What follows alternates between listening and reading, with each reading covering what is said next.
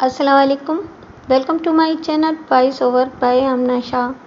Listeners, कहानी शुरू करने से पहले आपसे रिक्वेस्ट है कि अगर आप मेरे चैनल पर नए हैं तो प्लीज़ मेरे चैनल को सब्सक्राइब करें। आइए एक और सनसनीखेज तफ्तीशी कहानी सुनते हैं। मैं उन दिनों फ्लोर के थाने में तैनात था। वहाँ ये वाक़या पेश आया। सानिया आबाई तौर से जिदाला की रहने वाली थी। उसके वालिद का नाम मुदस्सर अली था। तकरीबन 20 साल पहले सानिया की शादी खरोकी में रहने वाले शेर समान से हुई थी। बाद में शेर समान फ्लोर में कुनबे समेत आबाद हो गया था। वक्त का पहिया घूमा और सानिया 3 बच्चों की मां बन गई। 2 बेटे हुए। इसके बाद बेटी रानिया ने आंख खोली। रानिया जब बहुत छोटी थी तभी एक दिन शेर समान अचानक बीमार पड़ गया। सानिया से जितना मुमकिन हो सका उसने शौहर का इलाज कराया। ये अलग बात है कि मर्ज बढ़ता गया, जूं-जूं तवा की। आखिर एक दिन शेर समान अपने कुनबे को रोता बिलखता छोड़कर हमेशा के लिए रुखसत हो गया। शोक के दिन बीत गए तो घर वालों ने सानिया को दूसरी शादी के लिए राजी करने की हर मुमकिन कोशिश की, मगर उसकी ज़बान पर हमेशा इनकार रहा। उसका एक ही जवाब था, दूसरी शादी करने पर बीवी तो मैं सगी रहूंगी, मगर मेरे बच्चे सौतेले हो जाएंगे। सानिया ही राजी नहीं थी तो कोई क्या करता। सानिया मेहनत मशक्क़त करके अपनी गुजर बसर करने लगी। बस उसका भी एक ही भाई अंसर था जो बहन और इसके बच्चों का हाल पूछने फ्लोर आता रहता था और जितना मुमकिन हो पाता सानिया की माली मदद भी कर देता था। दिन जैसे तैसे बीत रहे थे कि एक दिन सानिया का बड़ा बेटा अचानक लापता हो गया। लापता भी ऐसा कि तमाम कोशिशें कर लेने के बावजूद उसका कहीं सुराग नहीं मिला। पता नहीं इसे ज़मीन खा गई या आसमान निकल गया। सानिया ने दिल पर पत्थर रखकर अपना पूरा ध्यान बाकी बची 2 औलादों पर लगा दिया। दोनों बच्चे पढ़ने के लिए स्कूल जाते थे। वक्त ने फिर पाँव पसारे और रानिया 10वीं में पहुंच गई और इसका छोटा भाई 8वीं क्लास में।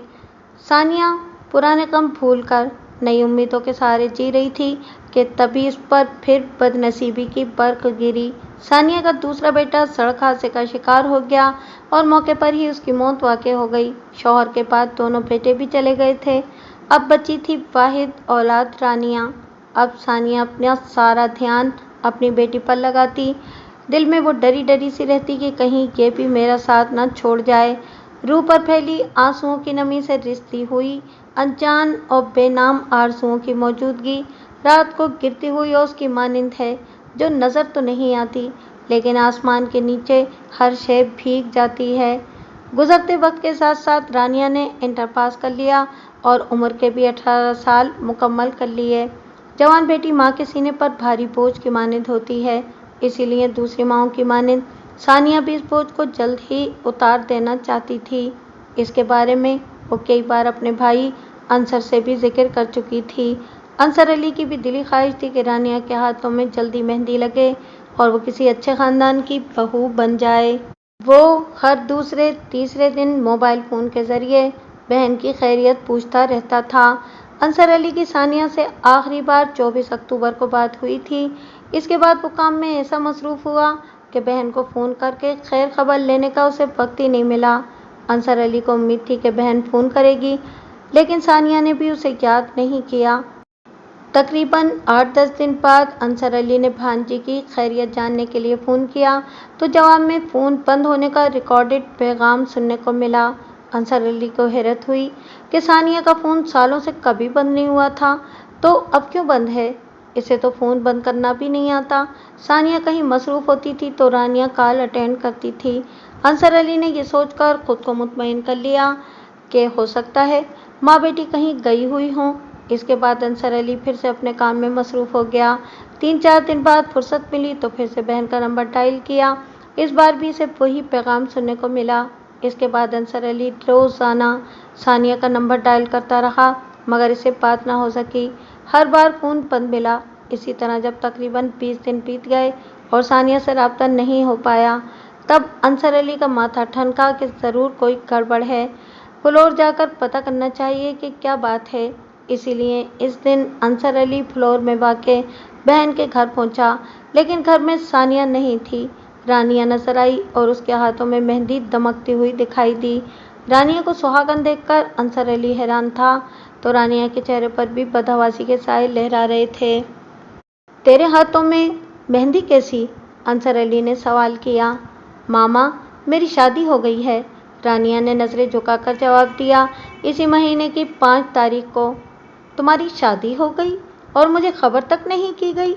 अंसर अली ने शिकवा किया। मामा, सब कुछ इतनी जल्दी हुआ कि किसी को बताने या बुलाने का वक्त भी नहीं मिला, रानिया ने उज़र पेश किया। और तेरी माँ कहाँ है? अंसर अली ने चारों तरफ देखकर पूछा। वो तबलीग पर चली गई हैं, रानिया ने जवाब दिया। क्या? काफ़ी कोशिश करने के बावजूद अंसर अली रानिया के बयान पर यकीन नहीं कर पा रहा था। ज़हन में एक ही बात चुभ रही थी, बहन ने इसे बताए बगैर रानिया की शादी कर दी और ख़ुद तबलीग पर चली गई। ये मुमकिन तो नहीं लगता, ज़रूर कोई गड़बड़ है। रानिया, तेरी शादी किससे और कहाँ हुई है? उसने भांजी से पूछा। खावर खारों से, रानिया ने सर झुकाकर धीरे से जवाब दिया। वही जो वजीरपुर में रहता है? अंसर ने तस्दीक चाही। और हबीब का छोरा है? रानिया ने इस्बात में सर हिला दिया। पलक झपकते ही अंसर अली का दिल माजी में दूर तक चला गया। सानिया ने इसे बताया था कि रानिया ने खारों को दिल में बसा लिया है। बदनामी की फिक्र किए बगैर वो इसके साथ घूमती फिरती है। देखने वालों ने बताया है कि वो तन्हाई में भी इससे मिलती है। पूछने पर कहती है कि खारो मेरा प्यार है और मैं इससे शादी करूंगी। अंसर अली को याद आया, सानिया ने उससे एक नहीं मुत्तईद बार कहा था, एक तो खावर खारू आवारा और निखट्टू है, दोयम वो हमारी बिरादरी का भी नहीं है। इसे दामाद बनाने का सीधा मतलब रानिया की ज़िंदगी बर्बाद करना होगा। जब तक मैं ज़िंदा हूँ रानिया को ये मनमानी नहीं करने दूंगी। मेरी मौत के बाद चाहे वो कुछ भी करे। अंसर अली जानता था कि सानिया ज़िद्दी औरत थी। अगर उसने ठान लिया था कि वो रानिया की शादी खारों से नहीं करेगी तो नहीं करेगी। वो टूट जाने वाली औरत थी, झुकने वाली नहीं।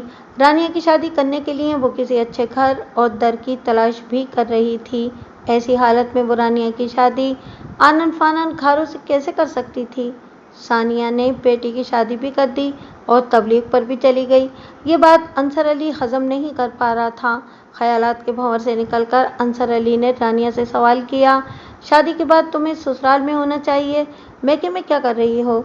रानिया ने सोचा समझा जवाब दिया, अम्मा घर की रखवाली के लिए मुझे यहाँ छोड़ गई हैं। जब तक वो तबलीग से नहीं लौटती मैं यहीं रहूँगी। इनके आने के बाद वजीरपुर चली जाऊँगी। और तेरा घरवाला कहाँ है? अंसर ने पूछा। वो काम पर चले गए हैं, रानिया ने बताया, शाम को लौटेंगे। मामा तुम बैठो, मैं नाश्ता बनाकर लाती हूँ। रानिया, आज मेरे पास वक्त नहीं है, अंसर अली ने उसे टाला। मैं तो तुम लोगों की खैरियत लेने के लिए 5 मिनट के लिए आया था। बहन आ जाए तो फ़ोन कर लेना, मिलने आऊँगा और तुम्हारे लिए तोहफा भी तो लाना है। इतनी बात कहकर अंसर अली घर से निकल गया। इसके दिल में शक के बादल घूम रहे थे। वो सीधा फ्लोर पहुंचा। यहाँ उसके कुछ वाकिफकार थे, इनसे मिला और रानिया के बारे में बातचीत की तो इन सब ने भी रानिया के बयान पर अपने शक का इजहार किया। वो सब भी सानिया के तबलीग पर जाने की बात पर यकीन नहीं कर पा रहे थे। इसलिए अंसर अली के कदम थाना फ्लोर सिटी की जानिब गामजन हो गए और इस तरह मुलजिमा का मामू मेरे कमरे में मौजूद था। अंसर अली ने हमें रानिया और खारों की प्रेम कहानी से आगाह करके शक जाहिर किया कि मेरी बहन इन दोनों की शादी के हक में नहीं थी और अब वो लापता है और रानिया खारों की बीवी बनी हुई है। मुझे शक है कि रानिया और खारों ने सानिया को कहीं कैद कर रखा है और वो दोनों अपनी मनमानी कर रहे हैं। मैं पुलिस पार्टी के साथ अंसर अली सानिया के घर गया तो रानिया घर में ही थी और इत्तेफाक से खारो भी वहाँ मौजूद था। अंसर अली के कहने पर पुलिस ने यानी कि हमने रानिया को भी हिरासत में ले लिया। रानिया और खारो को साथ लेकर हम थाना फ्लोर लौट आए। तेरी माँ कहाँ है? मैंने रानिया को सामने खड़ा करके पूछा। रानिया बुरी तरह घबराई हुई थी, फिर भी खुद पर काबू पाते हुए बोली, वो तबलीगी जमात के साथ तबलीग करने के लिए रावलपिंडी गई हुई हैं। कब गई थी वो? मैंने पूछा। जी वो 24 अक्टूबर को, रानिया ने अटकते हुए कहा। मैंने हुंकारा भरा और 24 अक्टूबर को तबलीग के लिए वो चली गई और 5 नवंबर को तुम्हारी शादी हुई।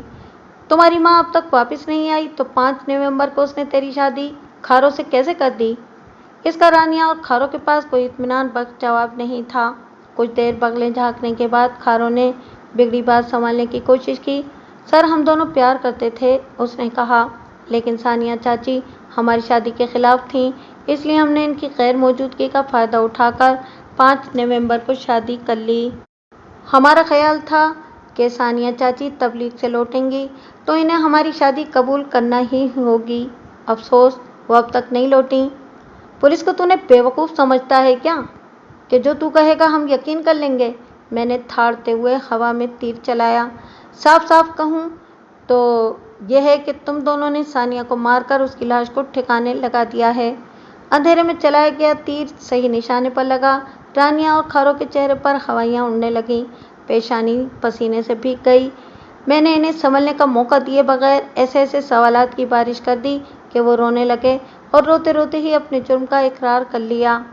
तकरार बहरहाल बुरी चीज़ है। सच्चाई को भी इतनी बार नहीं दोहराना चाहिए कि इसके खिलाफ रद्द अमल पैदा हो जाए।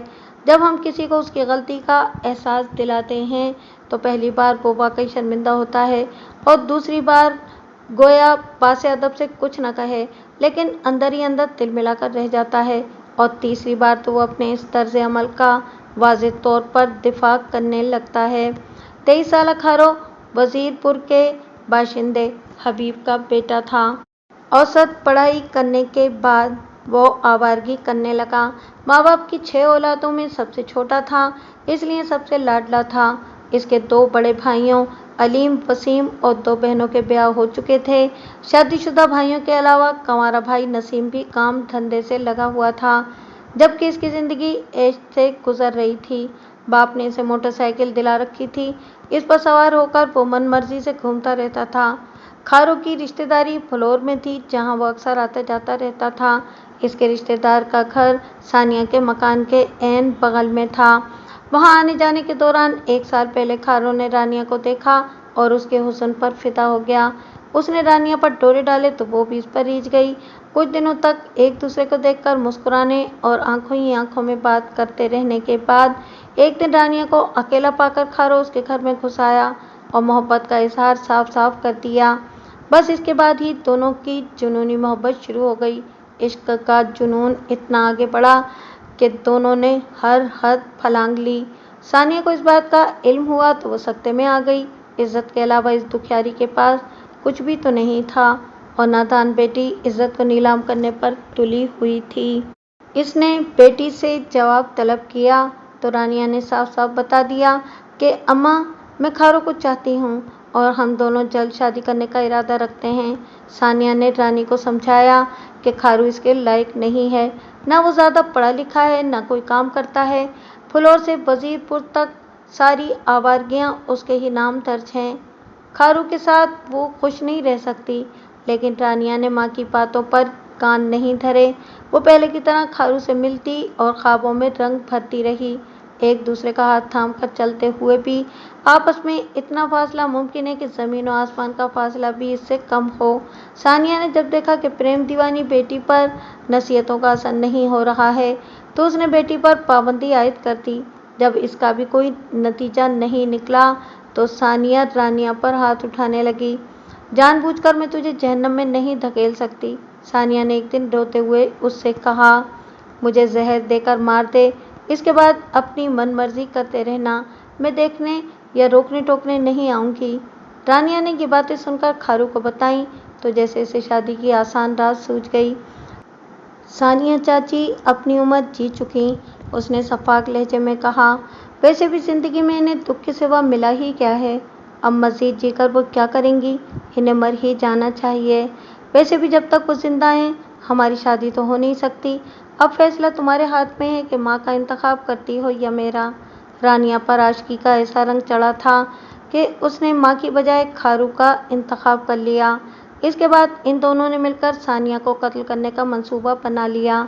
कत्ल जैसा संगीन जुर्म करके लाश ठिकाने लगाना अकेले खारू के बस की बात नहीं थी, इसलिए उसने अपने दोस्त वाजिद को साजिश में शरीक कर लिया। वाजिद फ्लोर में ही रहता था और उसकी उम्र सिर्फ 15 साल थी। कत्ल करना आसान था लेकिन लाश को ठिकाने लगाना मुश्किल। اس لیے کھارو اور واجد نے لاش ٹھکانے لگانے کی تیاری پہلے کی۔ 24 اکتوبر کی صبح ہی ان دونوں نے فلور روڈ پر واقع ایک خشک ڈرین میں لاش دفنانے کے لیے قبر نما گڑھا کھود دیا۔ قبر تیار ہو گئی تو کھارو اور واجد ایک بوری نمک خرید لائے۔